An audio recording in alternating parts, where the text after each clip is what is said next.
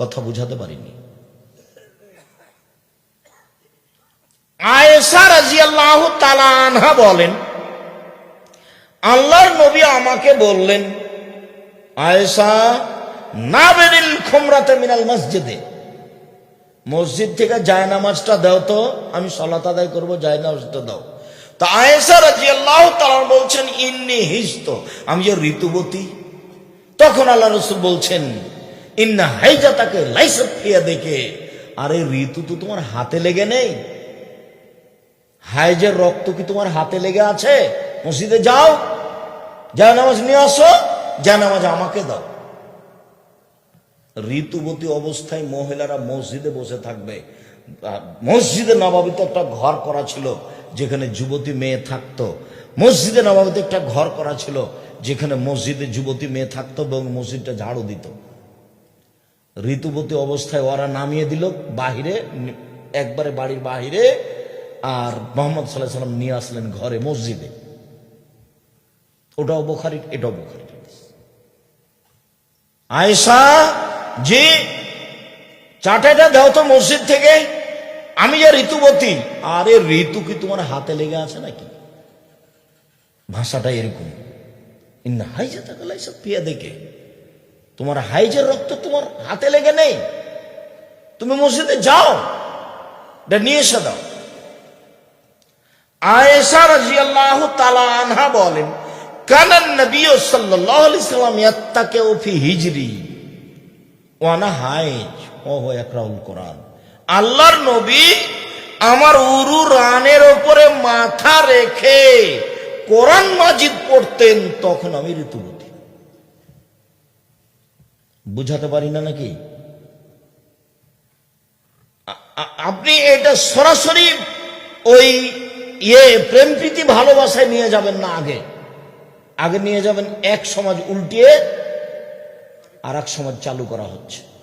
যার কারণে প্রথমে ও হাদিসটা পেশ করেছি, ওদের আচরণ, ওরা নারীদের সাথে খাবে না, ওরা নারীদেরকে বাড়িতে থাকতে দিবে না, ঋতু হয়েছে সেই জন্য, হাইজ হয়েছে সেই জন্য। আয়েশা রাদিয়াল্লাহু তাআলা আনহা বলেন, আন্নান নবী সাল্লাল্লাহু আলাইহি ওয়াসাল্লাম ইখরিজু ইলাইয়া রাসাহু ওয়া আনা হাইজ ফাগসিলুহু ওয়া আনা হাইজ, আমি আল্লাহর নবী থাকতেন এতেকাফ অবস্থায়, এতেকাফে রমজান মাসে এতেকাফে তিনি মাথাটা আমার দিকে বের করে দিলেন এতেকাফের জায়গা থেকে, আমি তার মাথা ধুয়ে দিচ্ছিলাম, চিরুনি করে দিচ্ছিলাম, তখন আমি ঋতুবতী। সব হাদিস বুখারী মুসলিম। উম্মু সালমা রাদিয়াল্লাহু তাআলা আনহা বলেন, কানা নবী সাল্লাল্লাহু আলাইহি ওয়াসাল্লাম ইসাল্লি বিমিরতিন ওয়া আলাইহি বাজুহু আলাইহি বাজ, একটা চাদর গায়ে দিয়ে আল্লাহর নবী সালাত আদায় করছিলেন, যেই চাদরের কিছু অংশ ছিল আমার গায়ে, কিছু অংশ ছিল রাসূলের গায়ে, তখন আমি ঋতুবতী। কথা স্পষ্ট বোঝা যায় তো? সম্মানিত দিনী ভাই বোন, এইবার একটা পরিবেশ আপনাকে আমি দেখালাম, এখানে রাসূলের পক্ষ থেকে নারীদের মর্যাদা এবং নারীদের নিজস্ব মর্যাদায় চলেন, যেটা পুরুষের চেয়ে ভিন্ন। এই ছেলে, যেই মর্যাদা আল্লাহ নারীদের দিয়েছেন সেই মর্যাদা পুরুষ কোনোদিন অর্জন করতে পারবে না। নারীরা ভুল বুঝে নিচে নেমে গেছে। বেগম রোকেয়ার গল্প পড়ে মনে করেছে যে আমরা তো বাহিরের বস্তু, ভিতরে কেন? আমাদেরকে তো উপার্জন করে খেতে হবে, নিজের পায়ে দাঁড়াতে হবে। এই কথাটাও কিভাবে মাথায় নিয়ে আসলো? অথচ আল্লাহ বলছেন ওকে উপার্জনের জন্য সৃষ্টি করা হয়নি। আল্লাহ বলছেন, অমিন আয়াতিয়ান খালাকালাকুম মিন আনফুসিকুম আজওয়াজান লিতাসকুনু ইলাইহা, পৃথিবীর মানুষ শোনো, তোমাদের পাশ থেকে আমি তোমাদের স্ত্রীদেরকে সৃষ্টি করেছি যাতে করে তোমরা সেখানে শান্তি তৃপ্তি পাও। ওয়াজালনা বাইনাকুম মাওয়াদ্দাতান ওয়া রাহমা, তোমাদের স্বামী স্ত্রীর মাঝে ভালোবাসা, ভ্রাতৃত্ব ভাব সৃষ্টি করে দিয়েছি। স্বামীর শান্তি তৃপ্তির জন্য নারীকে সৃষ্টি করা হয়েছে। তো ও যদি স্কুলে গিয়ে সকাল 9টা থেকে নিয়ে বিকাল 5টা পর্যন্ত থাকে, তাহলে শান্তি তৃপ্তি কি থাকলো? ও ব্যাংকে চাকরি করে, গোসলখানাতে ঢুকে ওইদিকে একটু 19-20 হয়ে গেলে ম্যানেজার ঠেলা দিবে।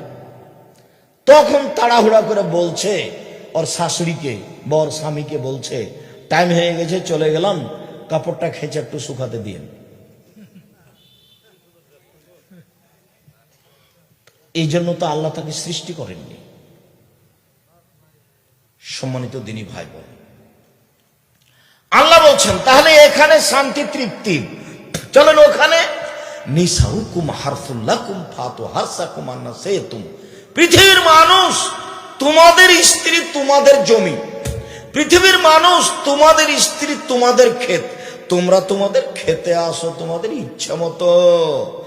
তোমাদের যেটা শান্তি তৃপ্তি হবে সেটা তো হবেই।